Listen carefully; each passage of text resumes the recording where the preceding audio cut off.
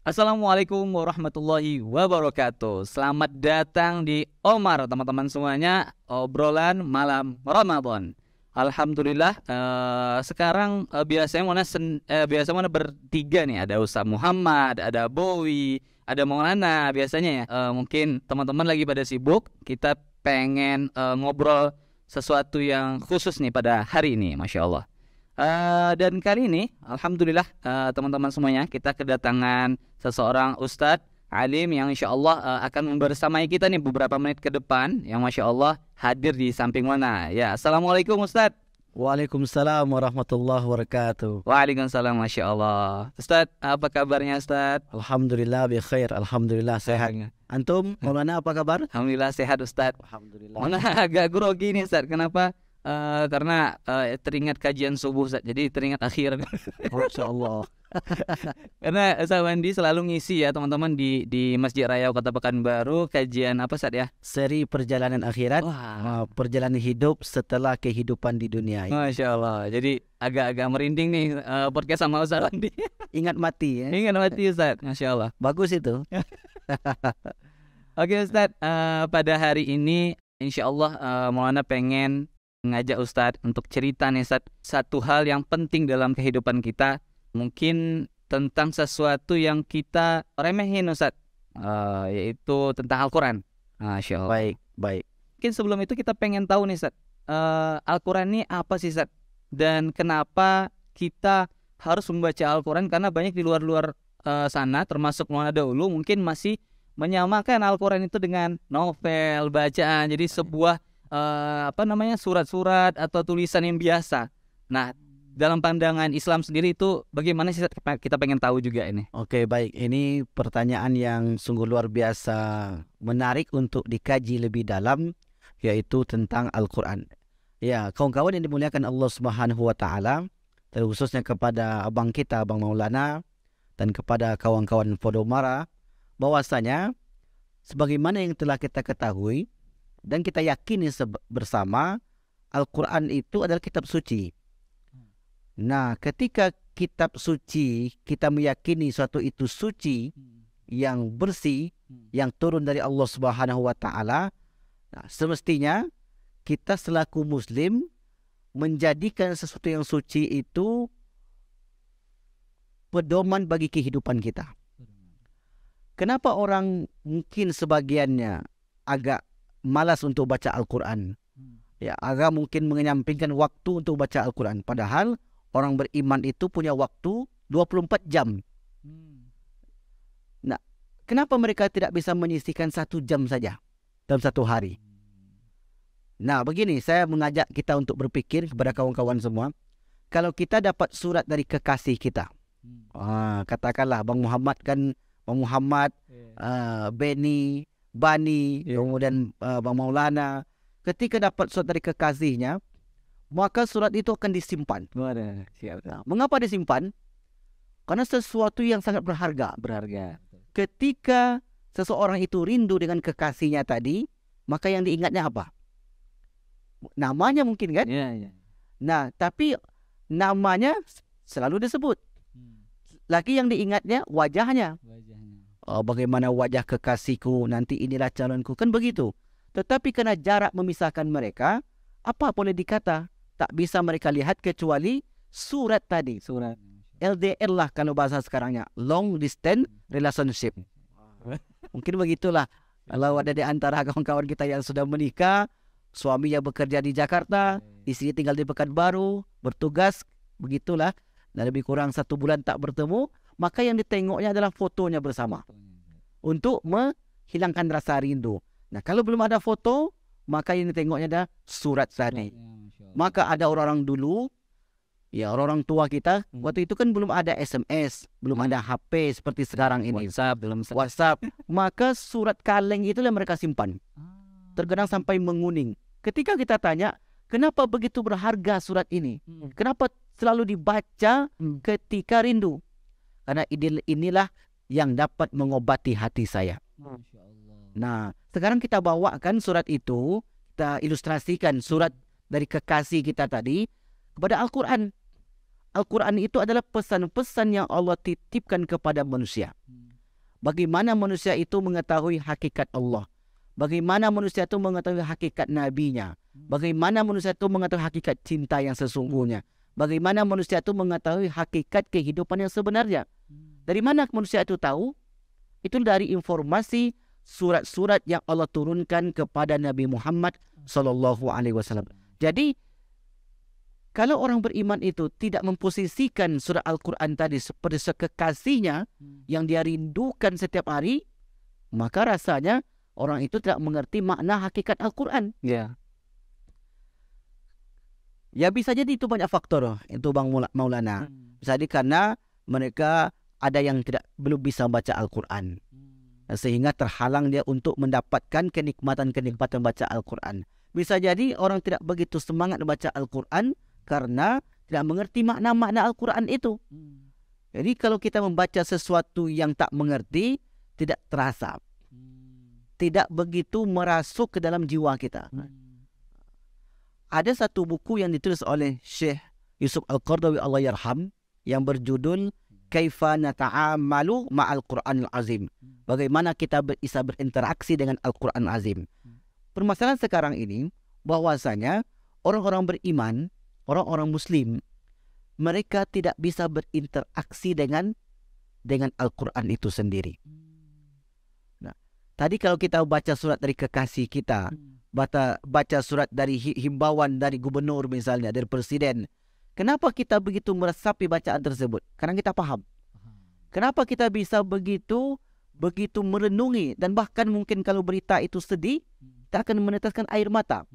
Tapi tidak nyatanya ketika kita baca Al-Quran, ketika sampai ayat-ayat tentang neraka, tak ada yang bersedih. Ketika sampai ayat-ayat tentang surga, tidak ada yang bergembira. Padahal Nabi ketika sampai pada ayat tentang surga, misalnya Allah menceritakan tentang kehidupan surga, kutufuha daniyah. Ketika nanti manusia itu dalam surga lewat di pepohonan, maka pohon itu merunduk sendirinya. Maka ketika Nabi, para sahabat sampai bacaan pada kisah-kisah tentang surga, mereka bergembira. Tapi ketika mereka sampai bacaan mereka sampai kepada ayat-ayat tentang neraka, fabaddalnahum juludan ghayraha liyadzuqul azab, maka nanti di akhirat itu kulit mereka diganti dengan kulit yang baru. Sekali kulit itu melepuh dan bengkak lalu pecah, maka diganti dengan kulit yang baru, liyadzuqul azab, untuk merasakan azab. Maka mereka menangis ketika mendengarkan bacaan-bacaan, mendengarkan berita-berita yang diinformasikan dari Allah Subhanahu wa taala. Semestinya seperti itu ya Ustaz ya. Semestinya seperti itu seorang muslim agar semangat ketika membaca Al-Quran. Betul Ustaz. Nah, sekarang kalau kita tanya kepada kawan-kawan, seberapa banyak atau berapa persen dari umat Islam Indonesia yang bisa memahami mana baca Al-Quran? Ada satu penelitian Bang Maulana, umat Islam Indonesia yang dikatakan hidup di abad modern ini, abad 21, hanya 30-40% yang bisa baca Al-Quran. Bayangkan, 30-40% saja yang bisa baca Al-Quran. Itu yang baru bisa membaca. Saya di Pekanbaru ini mengajar di suatu tempat, itu pesertanya orang-orang tua. 60, 70, 75. Rata-rata diintai malaikat maut. Mereka baru belajar Iqra. Aduh, ini bagaimana ini? Jadi selama ini lo kemana aja? Iya, betul. Selama ini apanya dibuat? Iya, betul. Tapi bagi saya mendingan. Masih ada kesempatan dia untuk belajar. Iya. Nah, jadi kita posisikan Al-Quran itu untuk menjadi penyejuk jiwa kita. Nah, tadi saya ilustrasikan lagi pada seorang kekasih. Ketika Abang Maulana misalnya ditinggal kekasihnya. Ketika kawan-kawan podok marah, ditinggal kekasihnya. Galau Ustaz. Galau. Iya, Sedih kan? Sedih. Berpisah dengan kekasihnya. Tadi tinggal berpisah untuk sementara waktu. Ditanya-tanya kapan pulang, ketika rindu dibaca suratnya. Bagaimana untuk menghilangkan kesedihan, untuk pelipur lara, dibacalah SMS pesan dari Allahu Akbar. Kira-kira dulu Bang Muhammad begitu enggak? Nah, kita posisikan seperti itu Al-Quran di dalam kehidupan kita. Sebagaimana kita memposisikan surat dari kekasih kita. Kita pasti menghormati, pasti menghargai, pasti menyanjung, dan bahkan orang lain tak akan kita biarkan untuk mengusiknya. Nah, apalagi ini sekarang bulan suci Ramadan luar biasa. Itu bulan Syahrul unzila fil Quran. Syahrul Ramadan allazi unzila fil Quran. Diturunkan Al-Quran. Berarti kalau makna turun dari tempat yang mulia ke tempat yang tidak mulia. Artinya dari atas ke bawah. Makanya Al-Quran itu kalau tidak kita posisikan sebagai kitab suci, dia tak mulia nih. Apalagi saat ini banyak orang yang melecehkan Al-Quran. Na'udzubillah. Na'udzubillah semua na'udzubillah. Baik, inilah. Berarti kalau mau tangkap Ustaz dari pemaparan tadi, bisa kita anggap Al-Quran ini adalah surat cinta dari Allah kepada kita, yang semestinya kita menanggapi surat cinta itu lebih dari ketika kita dapat surat cinta dari pasangan kita. Benar sekali. Masya Allah. Itu Ustaz ya. Iya. Masya Allah. Dan mana juga nangkap Ustaz, apakah cocok kalau mengumpamakan seperti misalnya surat cinta Al-Quran ini yang Allah turunkan kepada kita itu fungsinya untuk supaya tidak sebagai pedoman untuk kita, Ustaz bilang tadi ya, termasuk untuk melindungi kita dari kejahatan diri kita, kejahatan yang lain. Iya. Sehingga mana rasa dari yang Ustaz sampaikan tadi ini menguntungkan kita sekali, Ustaz. Berbeda dengan mungkin surat cinta manusia yang mungkin itu hanya hawa nafsu, cinta biasa ya, Ustaz. Tapi kalau cinta Allah kepada manusianya, yang mau tangkap adalah Allah pengen merawat diri kita dan merawat orang lain lewat Al-Quran yang Allah turunkan. Iya, benar sekali. Maka Bang Maulana, ketika kita katakan Al-Quran itu adalah surat cinta Allah kepada hambanya, maka kalau kita makna cinta ini, cinta manusia kepada manusia lainnya saja, itu terkadang membuat cinta itu buta. Ada satu kisah, yaitu yang bernama Qais dan Laila Majnun. Pernah dengar cerita itu? Itu kayaknya udah populer sekali Lailanya. Nah, suatu kali ni Qais ini sangat cinta sekali dengan Laila Majnun. Tapi Laila ini, ahli keluarga Laila ini tak menerima cintanya si Qais. Karena Qais ini bukan orang terpandang, orang biasa, sementara Laila orang besar, orang kaya, cantik lagi, terdidik lagi. Lalu kemudian karena si Qais ini terlalu cinta dengan si Laila, akhirnya Qais itu pun terus mengejar-ngejar si Laila tadi. Memaksa dia. Sampailah satu kali di kampung itu, keluarga si Laila ini membuat acara besar. Seluruh orang kampung itu diundang. Saking kayanya nih, Ustaz. Saking kayanya. Kecuali si Qais. Qais tak boleh hadir. Kenapa nih, Ustaz? Kenapa kira-kira? Karena keluarga tadi membenci. Karena mereka ingin memisahkan antara si Laila dan si Qais. Tapi apa yang terjadi? Qais tetap hadir di acara besar tersebut. Datanglah tamu-tamu undangan tadi. Kemudian mereka disuruh makan. Ketika mereka ngambil piring masing-masing dan mengantri untuk ambil makanan, rupanya si Qais itu ikut juga untuk mengantri. Yang membagikan nasi, si Laila.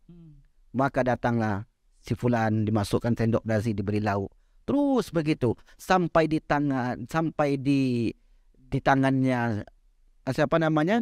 Sampai berhadapan dengan Qais.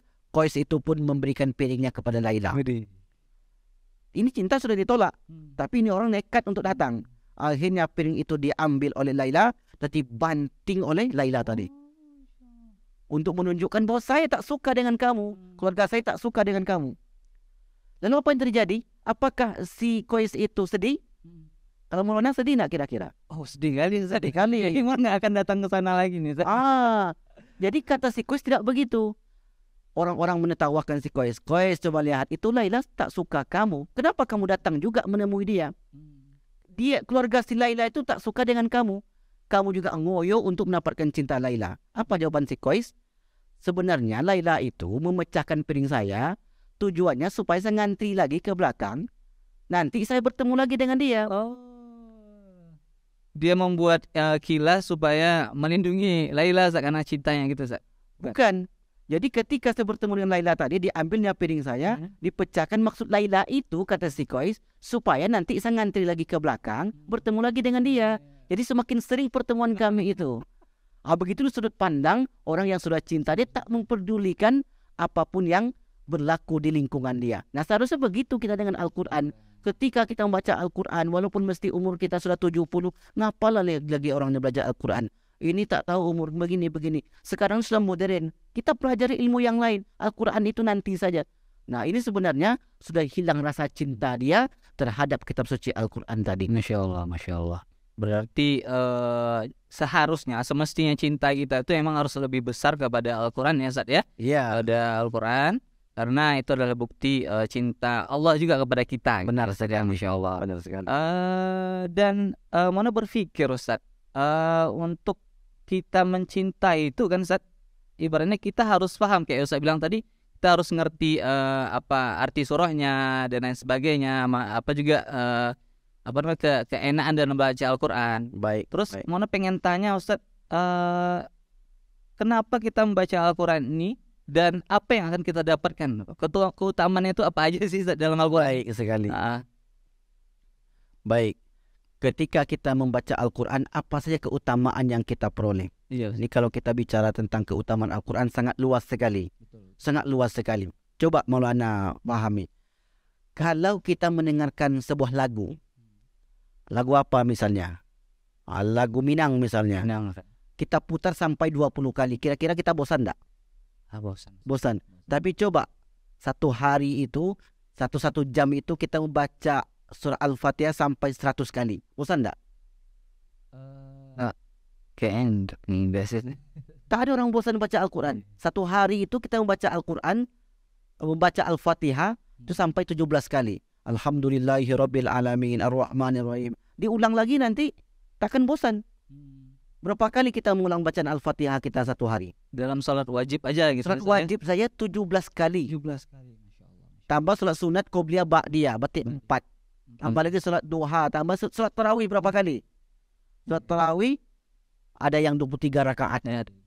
Berarti 23 kali. Tadi Isya tambah 4 kali. Masuk masjid dia tambah lagi 2 kali. Qobliyah tambah lagi 2 kali. Ba'diyah 4 kali. Jadi sehari itu tak terhitung membaca Al-Fatihah. Tapi nyatanya Al-Quran itu tak pernah membuat kita bosan. Terus kita semakin sering kita baca, maka semakin rindu kita dengan Al-Quran. Maka keutamaan itulah yang tak dimiliki oleh ilmu-ilmu yang lain. Kalau kita berhitung sampai 20 kali kita ngitung yang satu itu, hitung duit misalnya. Duit 1 juta. Kita hitung 1, 2, 3, 4 sampai 10. 1, 2, 3 sampai 4, 10. Sampai 5 kali dah bosan kita. Apalagi dihitung. Betul Ustaz. Tapi Al-Quran tak pernah kita bosan untuk membacanya. Inilah keistimewaan yang tidak dimiliki oleh benda-benda lain, oleh kitab-kitab yang lain, oleh buku-buku yang lain. Misalnya Bang Maulana membaca novel. Novel apa yang Abang suka? Misalnya komik Ustaz, Komik. Naruto misalnya. Pernah nggak Naruto tuh hatam sampai 100 kali? Tak kan? 10 kali? Enggak Enggak palingan 2 kali 3 kali. Ya, tahu ceritanya sudahlah. Iya sudah Ustaz. Tapi Al-Quran ketika kita membaca surah Al-Lahab, tabbat yada abi lahab wa tab ma agna anu maluhu wa man kasab. Itu kan cerita tentang Abu Lahab. Orang tak pernah bosan untuk membaca surah Al-Lahab tadi. Qul ya ayyuhal kafirun la. Orang tak pernah bosan untuk membaca surah Al-Kafirun. Inna a'tainakal kautsar. Tak pernah bosan orang. Nah, inilah keistimewaan yang tidak dimiliki oleh kata-kata yang lain. Sehebat apapun syair Arab ketika itu. Karena di Arab itu ada satu pasar namanya pasar Ukas. Ada lagi di Ka'bah itu, setiap orang Arab yang memiliki sastra baru, maka ditempelkan di Ka'bah. Yang paling bagus, maka ditempelkan di situ. Yang paling bagus tempelkan di situ. Ketika seluruh syair-syair itu yang terbaik ditempelkan di dinding Ka'bah, datang Al-Quran, semua itu menjadi hambar. Itulah dahsyatnya. Maka kalau ada orang beriman bosan dia baca Al-Quran, kita ragu itu. Jangan-jangan cintanya sudah hilang dengan karena sesuatu itu kita bisa dekat diawali dengan rasa cinta tadi. Ini puncaknya, gerbangnya adalah gerbang rasa cinta. Orang kenapa suka ke masjid? Karena cinta. Dengan perempuan menikah, laki-laki perempuan, kalau tidak diawali dengan cinta, itu sulit untuk menyatukan dua hati yang berbeda tadi. Betul nih. Untuk nanti tadi kayak alhamdulillah. Pertama ya. Ya baik. Baik. Oke Ustaz. Kalau ini Ustaz, kita tadi cerita tentang enaknya baca Al-Quran Ustaz. Nikmatnya baca Al-Quran Ustaz. Terus dari segi pahala nih Ustaz, bukan dari segi ya pahala Ustaz. Mana pernah dengar hadis-hadis beberapa hadis tentang membaca Al-Quran terbata-bata itu deh. Ya, baik. Betul Ustaz ya. Dalam salah satu riwayat Rasulullah pernah sampaikan, barang siapa man qara'a harfan minal Quran, barang siapa yang baca satu huruf dari Al-Quran, maka bagi dia dapat pahala. Wala aqul, dan saya tak katakan alif lam mim itu satu huruf. Alif satu huruf, lam satu huruf, mim satu huruf. Maka setiap satu huruf ini dibalas menjadi 10 kali lipat. Oh, luar biasa.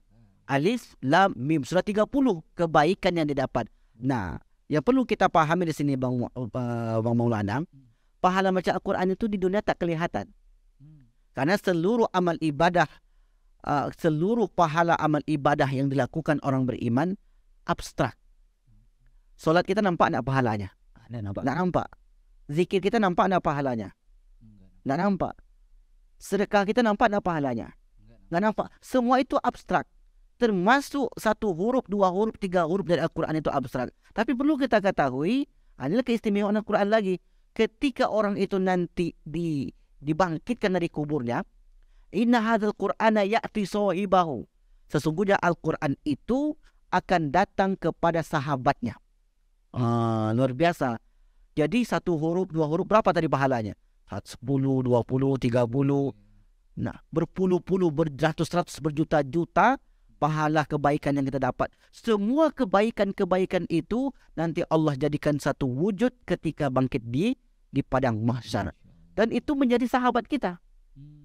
Karena ketika itu yauma yafirrul mar'u min akhi wa ummihi wa abi wa suami lari daripada istri. Secinta apapun suami saat di dunia, ketika ada padang mahsyar sendiri-sendiri.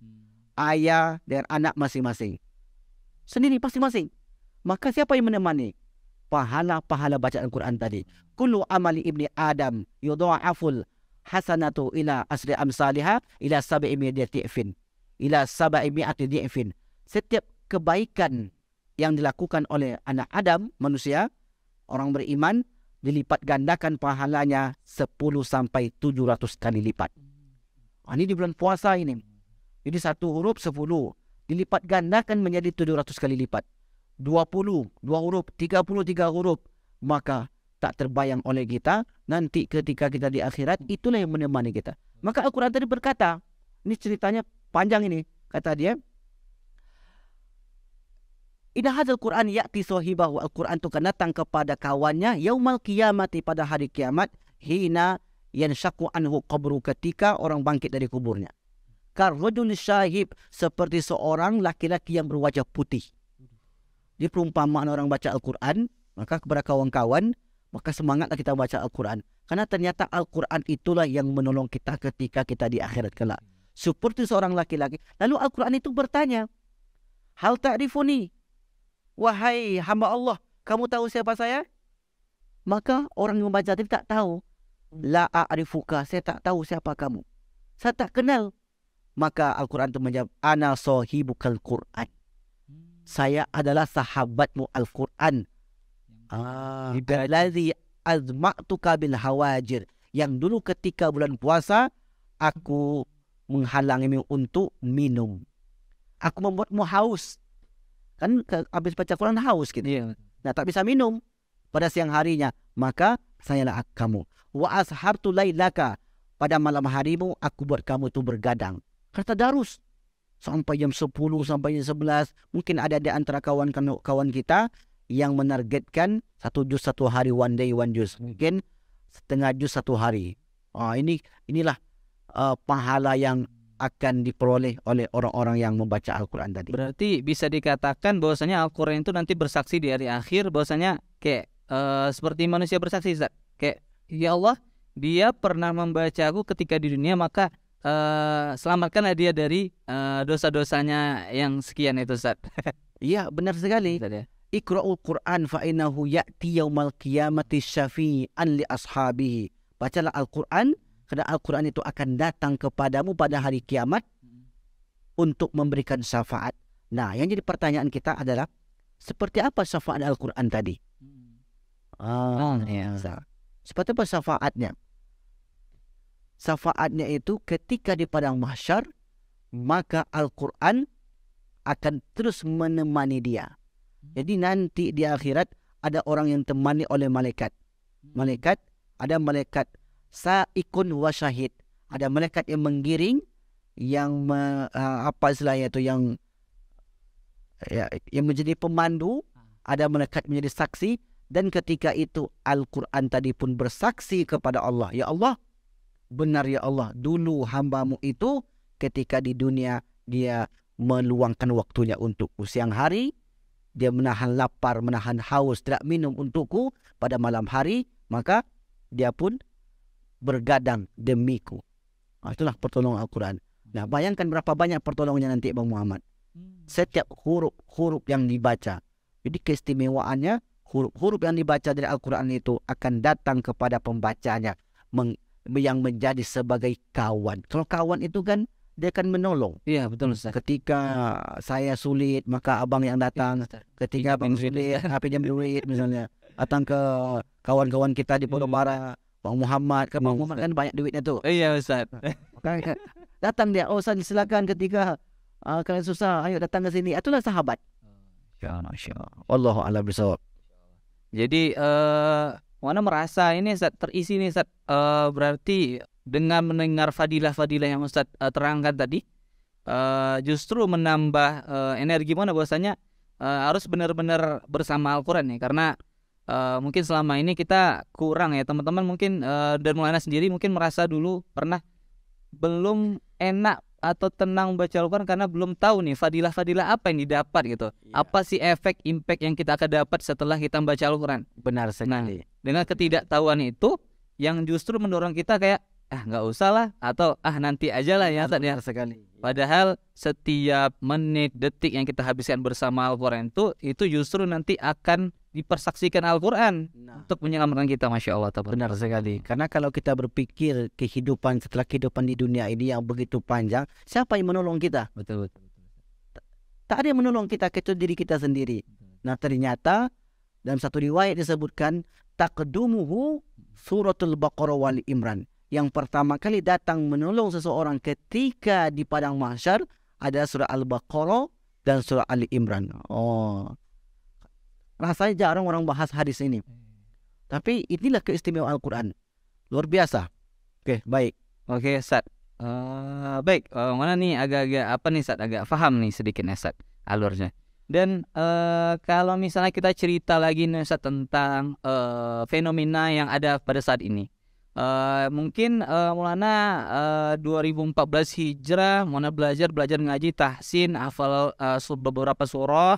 Alhamdulillah Maulana merasa ini Ustaz, merasa tenang, merasa juga kadang-kadang ada kebanggaan sendiri untuk membanggakan diri kepada diri sendiri Ustaz. Baik. Alhamdulillah karena pencapaian begitu banyak.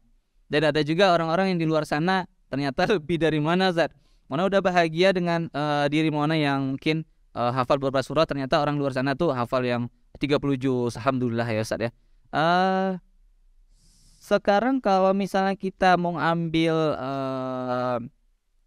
tujuan utama dalam pembacaan Al-Quran ini, kita hafal 30 juz, apakah bisa kita kategorikan kita adalah the winner of Quran gitu Ustaz, pemenang dalam Al-Quran.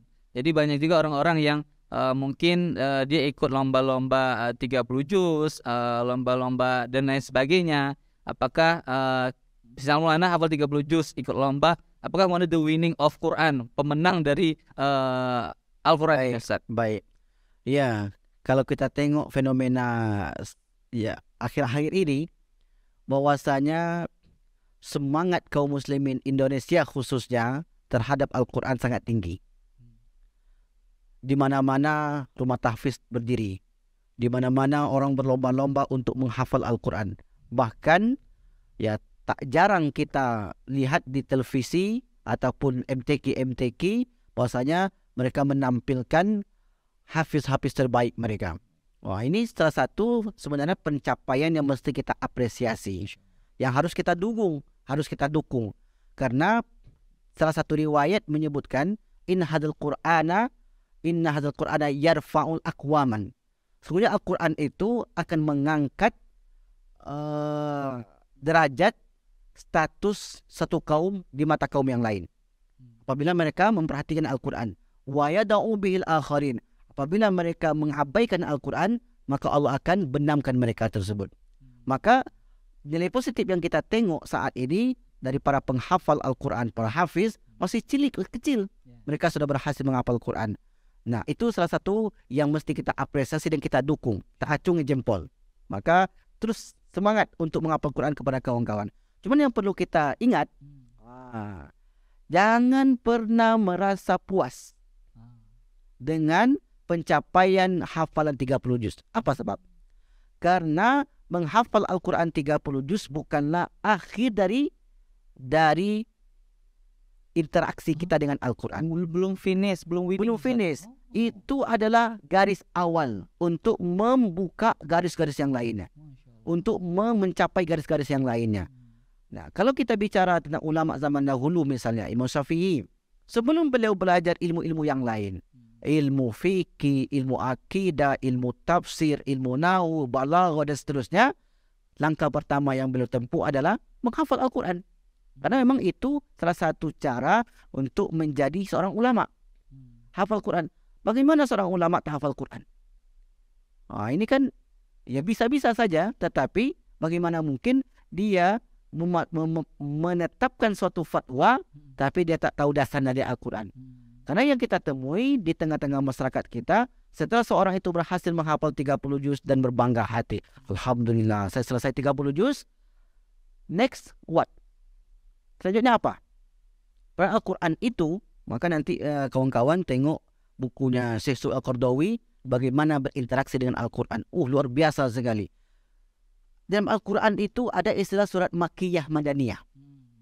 Pernah dengar istilah itu? Turun di kota Madinah. Turun di kota Mekah dan turun di kota Madinah. Ciri-ciri surat Makkiyah itu apa? Apa nih, Ustaz? Nah, harus kita ketahui. Maka tadi saya katakan, menghafal Quran itu langkah pertama, bukan akhir dari segalanya. Nah, setelah kita menghafal Quran, nextnya apa? Saya harus mempelajari maknanya. Karena tadi ketika membaca sesuatu yang tidak kita pahami, itu terasa hambar. Maka sering ada di antara kawan-kawan kita yang curhat, saya sudah menghafal Quran 30 juz, tapi kenapa lupa lagi? Kenapa tak sekokoh orang itu? Kenapa saya tidak bisa mengulanginya setiap saat? Ya, salah satu faktornya mungkin karena jarang diulang. Kenapa Al-Quran itu mesti diulang-ulang setiap hari? Lalu Al-Quran yang sudah saya baca ini, saya apakan? Ketika kita punya pisau itu tentu kita gunakan. Kalau orang menebang pohon dengan pisau, itu pasti tak jadi. Kalau orang memotong sayur dengan siso, dengan kapak, itu tak efektif. Maka Al-Quran yang begitu istimewa, yang begitu agung, mesti kita menyesuaikan diri kita dengan keagungannya itu. Dengan cara memahami makna dari bacaan Al-Quran. Nah, kalau kita buka salah satu bab dalam ulumul Quran, ilmu-ilmu dalam Al-Quran, ada namanya surat Makkiyah Madaniyah. Turun di Mekah, turun Madinah. Apa ciri-cirinya? Ayat turun di kota Mekah. Ayat-ayat yang turun di kota Mekah berbicara tentang akidah. Rata-rata ayatnya pendek-pendek. Bunyi pangkalnya, kalau di surat panjang dia, ya ayuhan nas. Ya ayuhan nas, wahai manusia. Tapi ketika ayat-ayat Madaniyah, maka diawali dengan ya ayyuhalladzina amanu, wahai orang-orang yang beriman. Karena panggilannya sudah berbeda. Ini salah satu pintu masuk setelah kita menghafal Al-Quran tadi. Nah, misalnya dalam Al-Quran, kenapa ada pelarangan hukum itu bertahap-tahap? Nah, misalnya hukum minum khamar yang memabukkan. Al-Quran tidak langsung melarang, wahai kaum muslimin, janganlah kalian la tajtanibut taghut. Jangan kalian dekati taghut, sembahan Tuhan. Wala, jangan kalian la tasrabul khamr, jangan kalian minum khamar. ternyata larangannya itu pertama khamar itu tidak baik, dapat menghilangkan akal, khamar itu merusak, baru nanti di ujungnya khamar itu dapat khamar itu menjadi haram karena tidak sesuai dengan syariat Allah Subhanahu wa taala. Artinya apa? Orang yang sudah berhasil menghafal Quran tadi jangan pernah puas sampai di situ. Kita mesti gali lagi makna-makna di dalam Al-Quran. Contoh lain, dari segi makna misalnya, atau tata bahasa. Ada di surat Al-Fatihah, Iyyaka na'budu wa iyyaka nasta'in. Iyyaka, kepadamu lah kami meminta tolong. Iyyaka na'bud, kepadamu kami menyembah, dan kepadamu kami meminta tolong. Dalam bahasa Arab boleh disusun na'buduka, kami menyembah kepadamu, wa nasta'inuka, dan kami minta tolong kepadamu. Tetapi Al-Quran tidak menyusunnya demikian. Dipakai dengan kata iyyaka. Apa bedanya kata na'buduka, menyembah kepadamu, dengan iyyaka na'bud? Secara bahasa kalau kita tengok di Al-Quran artinya sama. Tapi secara sastra, kalau disebut kata iyyaka, maka tidak ada yang lain yang kami sembah Allah kecuali kamu. Satu-satunya kamu. Begini, seorang suami mengatakan kepada istrinya, ana uhibbuki, saya mencintai kamu. Okay? Perempuan, ana uhibbuki, saya mencintai kamu. Lalu sang suami mengatakan kalimat yang lain, iyyaki uhibbu, satu-satunya lah kamu yang aku cintai. Maknanya, kalau ana uhibbuki, saya mencintai kamu, berarti bisa jadi mencintai yang lain. Ada yang kedua, ada yang ketiga, ada yang keempat. Itu maknanya. Na'buduki, uhibbuki, saya mencintai kamu, juga mencintai yang lain. Tapi iyyaka uhibbu, satu-satunya dan hanya kamulah yang aku cintai. Maka seorang laki-laki itu sering berkata dalam hatinya dan sampaikan kepada istrinya, wahai istriku, engkaulah satu-satunya buah hatiku. Bisa jadi dia itu gombal kan? Kalau di belakang itu enggak, ya enggak? Kalau kata-kata iyyaki dipakainya, berarti itu benar-benar satu orang itu yang dicintainya. Istriku, engkau lah yang ku sayang. Berarti engkau. Banyak lagi. Karena di ujung dia. Tapi kalau tak di awal, tak ada yang lain. Hanya engkau satu-satunya. Itu makna kata iyyaka na'bud. Hanya satu-satunya kepada engkau ya Allah kami beribadah, dan hanya kepada engkau satu-satunya kami meminta pertolongan. Karena memang tak ada di dunia ini yang kita sembah selain kepada Allah. Tak ada tempat pertolongan selain pertolongan Allah Subhanahu wa taala. Inilah ya langkah awal sebenarnya bagi para hafiz Quran untuk membaca atau untuk menghafal Al-Quran ini. Jangan pernah puas sampai di sini. Baik. Masya Allah, tabarakallah. Kita belum masuk lagi fungsi-fungsi Al-Quran dalam kehidupan. Fungsi. Nanti ada lagi fungsinya. Karena Al-Quran itu apakah hanya sebatas bacaan saja? Nah, orang kadang ya sering kita tengok beli mushaf diletakkan di mobilnya. Oh iya, banyak tuh Ustaz. Letakkan di lemarinya, letakkan ini. Apakah Al-Quran itu hanya sebatas jadi sebagai semacam cimbat? Iya betul Ustaz. Di mobil letak tasbih. Kenapa letak tasbih? Supaya ingat berzikir. Tapi tak pernah dipegang tasbih itu, tinggal terus. Tak pernah dibawa ke masjid. Betul. Nah, maka nanti sesi yang lain kita bahas fungsi-fungsi Al-Quran dalam kehidupan manusia. Jangan sampai Al-Quran tadi kitab suci yang begitu agung, kitab cinta, kitab perdamaian yang diturunkan kepada umat muslim, mereka hanya meletakkannya di mobil mereka, meletakkannya di rak-rak buku mereka, disamakan dengan buku novel, komik dan sebagainya. Nauzubillah. Baik, Masya Allah. Baik Ustaz, mungkin itu sih, tapi itu membuat mana dengan cerita-cerita Ustaz membuat mana rendah sekali Ustaz. Karena masih dalam fase tahsin, ngajar anak ngaji, sedangkan kita udah cerita penghafal Al-Quran, ternyata itu masih gerbang awal untuk menuju kita ke gerbang finish yang begitu panjang lagi dalam belajar Al-Quran. Masya Allah, ya Ustaz. Mungkin closing statement Ustaz yang bisa kita sampaikan kepada teman-teman yang mendengar video ini tentang penjelasan kita, kesimpulan penjelasan kita tadi Ustaz. Baik, sebagai penutup yang pertama, Al-Quran itu kita jadikan sebagai kitab cinta atau surat cinta dari Allah, sehingga begitu terasa dalam kehidupan kita, sebagaimana cinta kita kepada makhluk kekasih, istri dan anak kita. Yang kedua, bagi kawan-kawan yang sudah mulai membaca Al-Quran, belajar tahsin, belajar Iqra dan menghafal Al-Quran, maka itu lanjutkan. Terus bersemangat karena Al-Quran adalah satu amalan yang akan menolong kita ketika di akhirat yang tak ada pertolongan. Salah satunya adalah Al-Quran. Yang ketiga, bahwasanya Al-Quran menjadi pedoman bagi hidup kita dan mengarahkan, menunjukkan kita ke jalan yang lurus. Keempat, bahwa jangan pernah merasa puas. Ini yang terpenting ini. Jangan pernah merasa puas dengan pencapaian hafiz 30 juz. Hafiz 32 juz berarti Ustaz? Bukan. Kemana 31 juz? 31. Yang pernah berpuas hati sampai 30 juz, selesai tugas saya. Tidak. Hafalan 30 juz itu mantap dan harus dipertahankan, tapi setelah itu digali kembali, si Al-Quran baru nanti terasa Al-Quran itu dalam kehidupan kita. Wallahu a'lam bishawab. Alhamdulillahirabbil alamin. Jazakallah khair Ustaz Sawandi yang telah memberikan kita begitu banyak ilmu pada malam hari ini teman-teman semuanya, dan semoga ini juga jadi booster kita ya. Jangan sekedar kita dengar habis itu kita nggak melakukan atau tidak berusaha.